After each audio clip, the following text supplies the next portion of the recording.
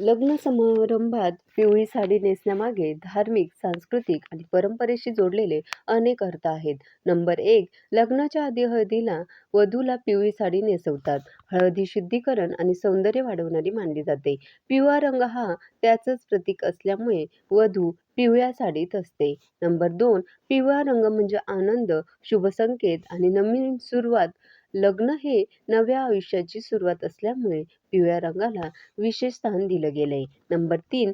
पिवळा रंग घालणं हे ज्ञान, समृद्धी आणि आशीर्वादाचं प्रतीक आहे. अनेक देवतांना पिवळे वस्त्र अर्पण केले जातात. त्यामुळे हा रंग अत्यंत पवित्र मानला जातो. नंबर 4.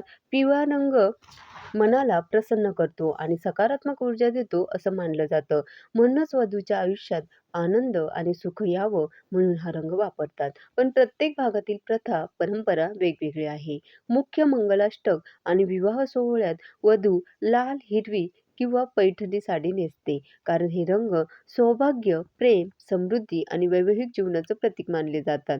पिवळा रंग प्रामुख्याने हळद किंवा इतर पूर्वविधींमध्ये वापरला जातो. पिवळी साडी ही वधूच्या आयुष्यातील शुभ सुरुवात असते. पवित्रता आणि आनंदाचं प्रतीक असल्यामुळे ही लग्नातील काही विधींमध्ये पिवळ्या रंगाला विशेष महत्त्व दिलं जातं.